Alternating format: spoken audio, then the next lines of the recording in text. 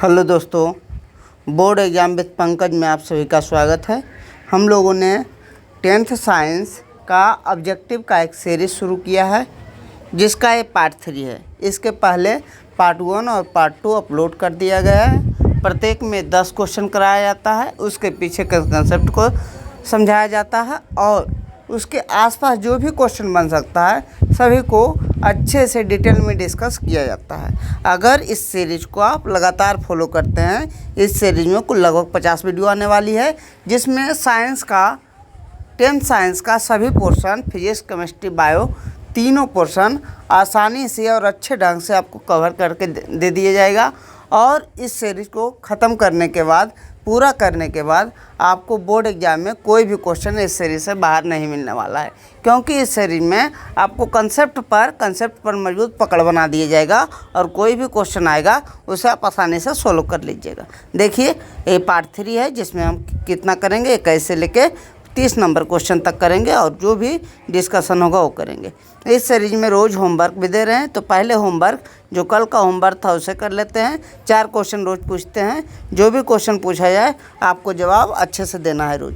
शोषण के विपरीत अभिक्रिया कौन सी है? तो शोषण के विपरीत अभिक्रिया को प्रकाश संश्लेषण कहा जाता है। प्रकाश संश्लेषण कहा जाता है। क्यों कहा जाता है? तो बताए थे, शोषण जो है, शोषण को ध्यान रखना है। शोषण कैसे अभिक्रिया है? तो शोषण जो है ऊष्माक्षेपी अभिक्रिया है। शोषण कैसे अभिक्रिया है? बार बार पूछा जाता है एग्जाम में, शोषण कैसे अभिक्रिया है? तो ऊष्माक्षेपी अभिक्रिया है, यानी ऊष्मा जिससे निकलता है उसे ऊष्माक्षेपी अभिक्रिया कहते हैं। और प्रकाश संश्लेषण कैसा अभिक्रिया है? प्रकाश संश्लेषण जो है कैसा अभिक्रिया है? ऊष्मा शोषी अभिक्रिया है। कैसा है? ऊष्मा शोषी, क्योंकि प्रकाश के रूप में ऊष्मा का उसमें शोषण होता है, प्रकाश की ज़रूरत होती है, इसलिए इसे ऊष्मा शोषी कहते हैं। प्रकाश संश्लेषण को और शोषण को ऊष्माक्षेपी, ये दोनों एक दूसरे को उल्टा है, इसलिए प्रकाश संश्लेषण को शोषण का उल्टा कहा जाता है, या ये भी कह सकते हैं शोषण को प्रकाश संश्लेषण का उल्टा कहा जाता है। दूसरा क्या है?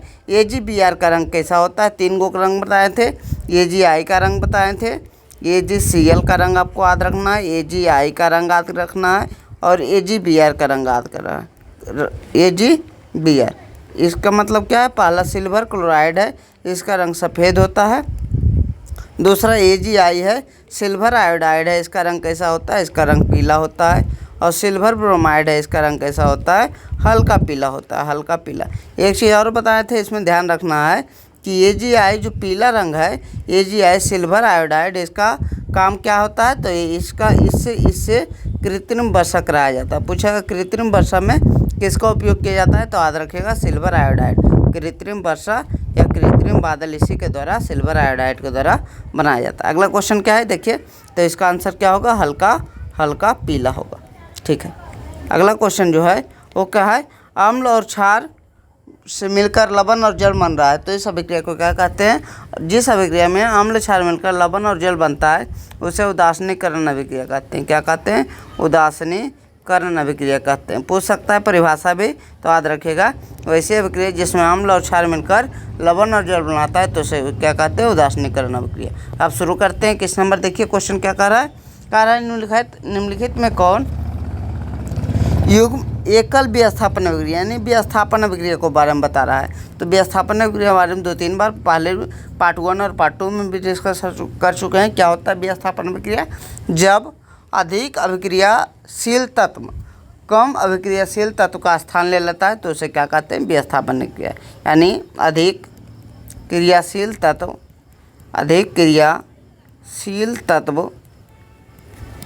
कम क्रियाशील तत्व का स्थान ले लेता है। कम क्रियाशील तत्व का स्थान ले लेता है,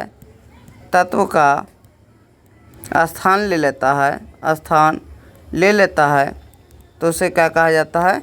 तो उसे विस्थापन अभिक्रिया कहा जाता है। ले लेता है तो उसे क्या कहते हैं? विस्थापन। कैसे पता लगेगा कौन अधिक अभिक्रियाशील है?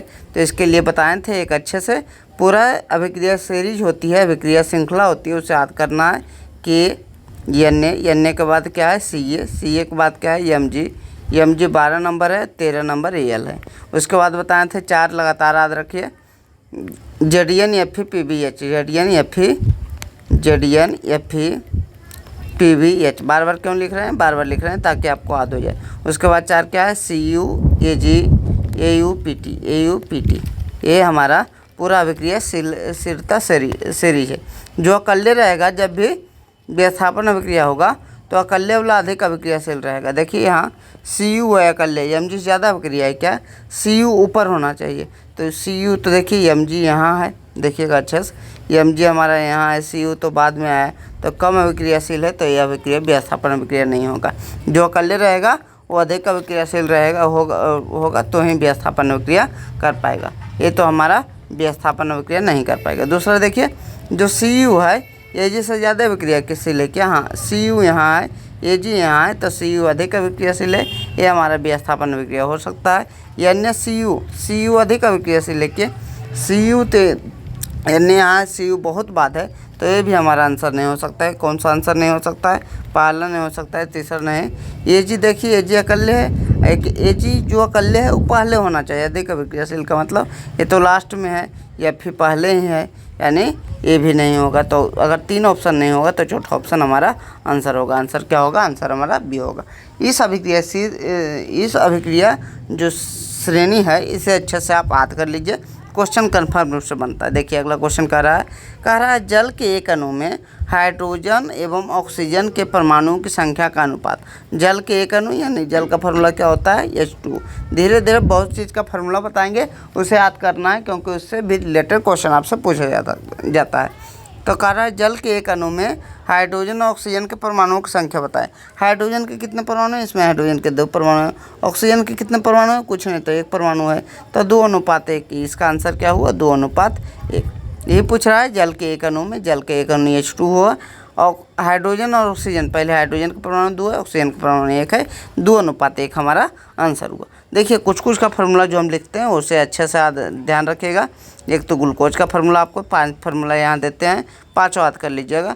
ग्लूकोज का फार्मूला बार बार पूछता है, चीनी का फार्मूला पूछता है, बेंजीन का फार्मूला पूछता है, फेनॉल का फार्मूला पूछता है, मीथेन का फार्मूला पूछता है, फेनॉल का फार्मूला पूछता है, फेनॉल और मीथेन का फार्मूला बार बार पूछा जाता है। तो कम से कम इतना फार्मूला आपको याद होना चाहिए। धीरे धीरे करके जो भी 20-25 इंपॉर्टेंट फार्मूला है 10th के केमिस्ट्री के लिए वो हम लिखा देंगे। इसका क्या होता है? ग्लूकोज का C6H12O6, C6H12O6। चीनी का फार्मूला क्या होता है? चीनी का फार्मूला होता है C12H22O11, C12H22O11। बेंजीन का फार्मूला होता है C6H6, बेंजीन का फार्मूला होता है C6H6।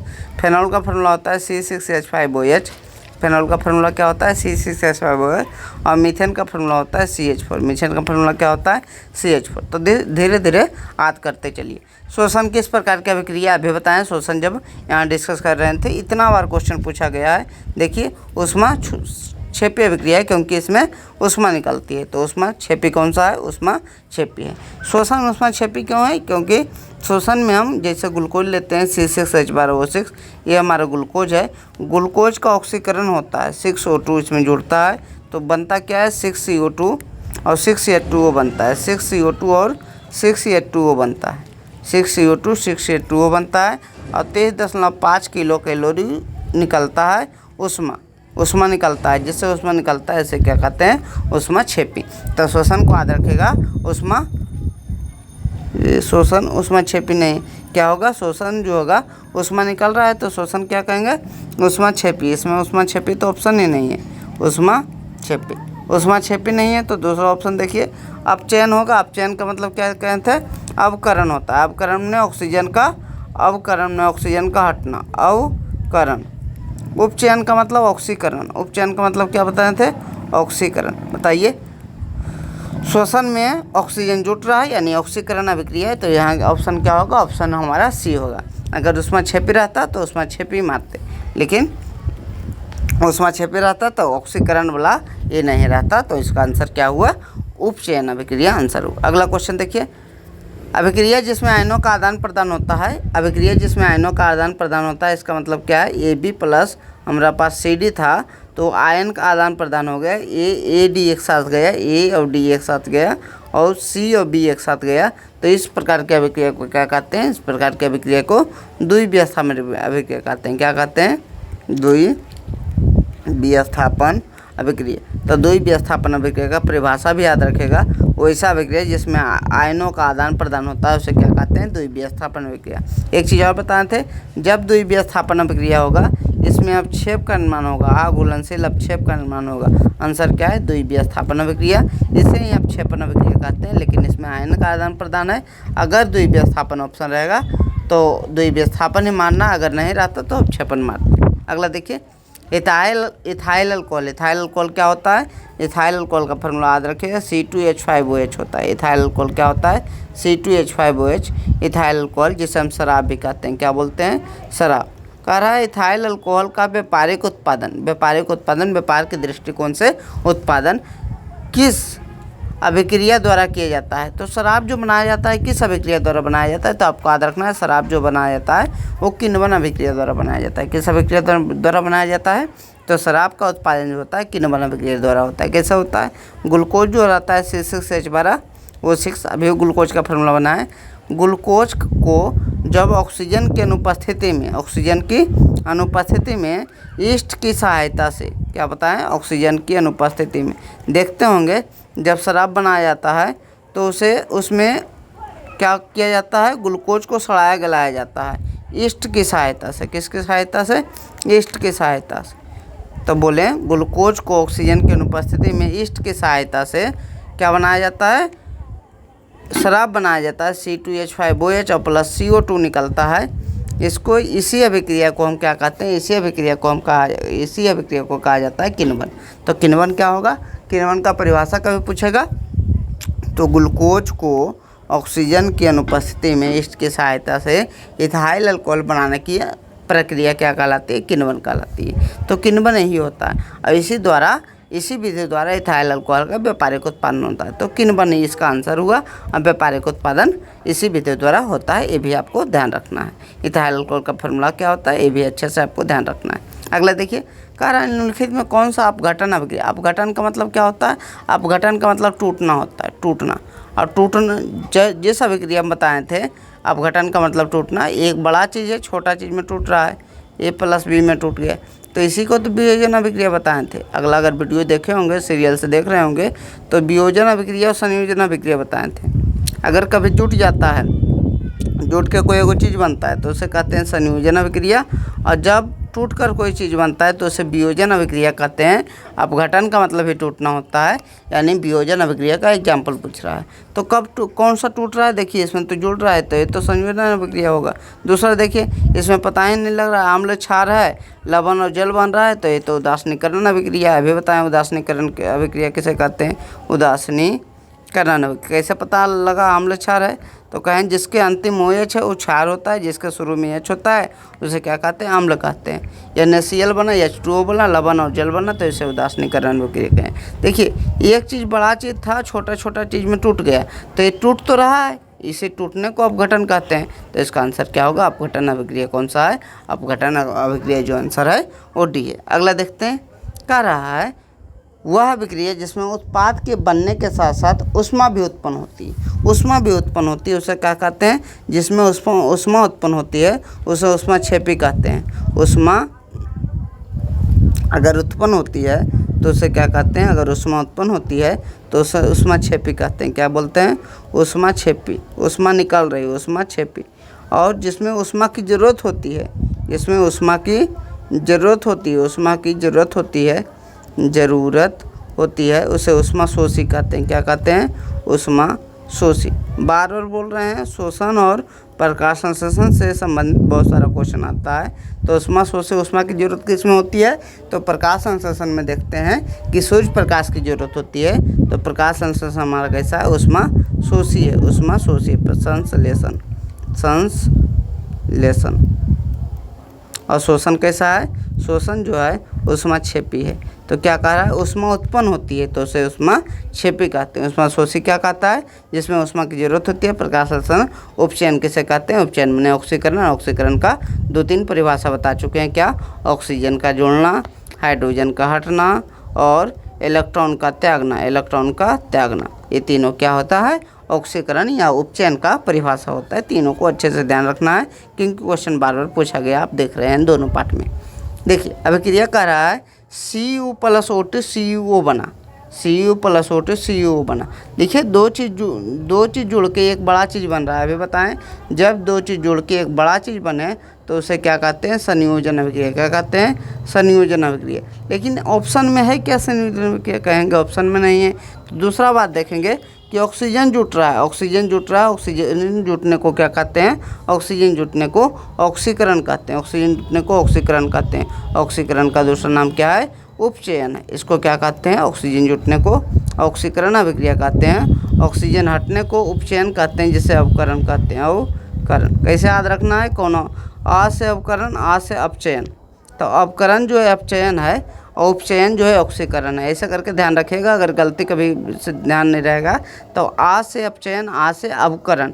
तो अवकरण को अपचयन कहते हैं, ऑक्सीकरण को उपचयन कहते हैं। अच्छे से विस्थापन अभिक्रिया बता चुके हैं।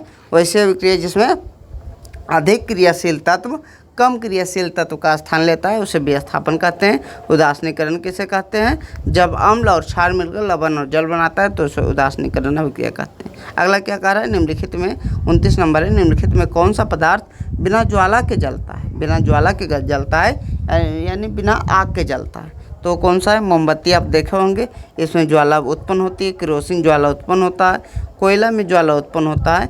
मीथेन गैस में ज्वाला उत्पन्न नहीं होता है। मीथेन गैस में क्या होता है? ज्वाला उत्पन्न नहीं होता है। इसलिए मीथेन गैस का प्रयोग किस में किया जाता है? CNG गाड़ी में किया जाता है। तो एक तो पूछेगा मीथेन गैस कहाँ से बनता है? बहुत सारा क्वेश्चन यहाँ से पूछ सकता है। मीथेन जो गैस है कहाँ से बनता है? तो मीथेन गैस देखिए कहाँ से बन सकता है? तो हम कहेंगे गोबर गैस में मीथेन गैस होता है। गोबर गैस में कौन सा गैस निकलता है? Methane gas. इसी को CNG कहा जाता है। CNG का मतलब कंप्रेस नेचुरल गैस। अगर गाय को जुआली कर रही है, गाय जुआली करते देखें, मुँह से फेन आता है, उसे जुआली करना कहते हैं। जुआली कर रही है, उससे कौन सा गैस है? तो उसमें भी हमारा मीथेन है। अगर कहीं दलदली भूमि है तो कौन सा गैस है? वहाँ भी मीथेन ही निकलता है। अगर धान का खेत है तो वहाँ कौन सा गैस है? तो धान के खेत में भी मीथेन गैस निकलता है। तो कहीं भी पूछे ये सब में धान का खेत कहेगा, धान के खेत में कौन सा गैस निकलेगा? तो मीथेन गैस। गोबर गैस का मुख्य घटक क्या है? मीथेन। CNG में कौन सा गैस है? Methane gas. गाय जब जुआली करते हैं उसमें कौन सा गैस पाया जाता है? Methane gas. अच्छे से ध्यान रखना है क्योंकि क्वेश्चन बार बार आपसे पूछा जा सकता है।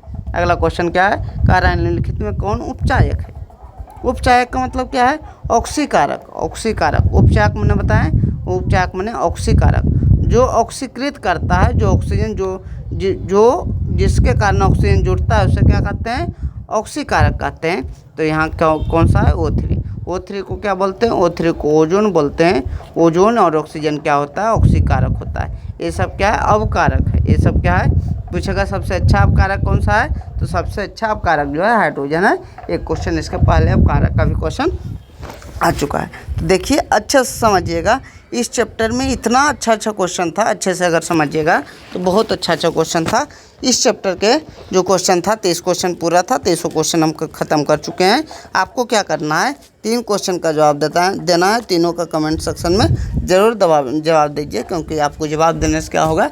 क्वेश्चन याद होगा। अगर याद नहीं है तो उसे सर्च कीजिए, जहाँ से भी कीजिए, क्योंकि अगर मान लीजिए सर्च करके भी जवाब देते हैं तो एक बार में दिमाग में बैठेगा तो हमेशा के लिए वो याद रहेगा। पहले तो ये कि प्रकाश संश्लेषण कैसी अभिक्रिया है? प्रकाश संश्लेषण कैसी अभिक्रिया है?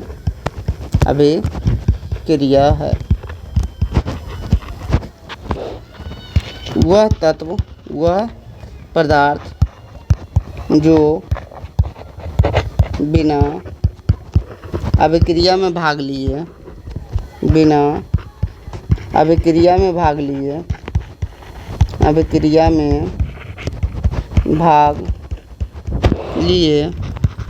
अभिक्रिया की गति को बढ़ाया घटा देता है।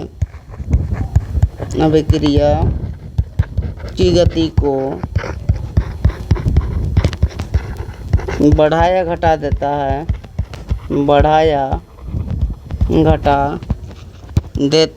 क्या कहलाता है?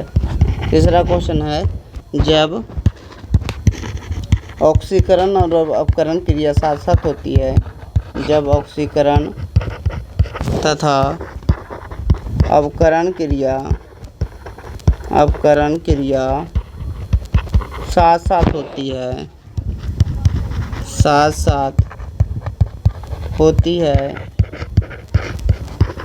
तो उसे क्या कहा जाता है? इन तीनों क्वेश्चन का जवाब कमेंट बॉक्स में ज़रूर से ज़रूर करें।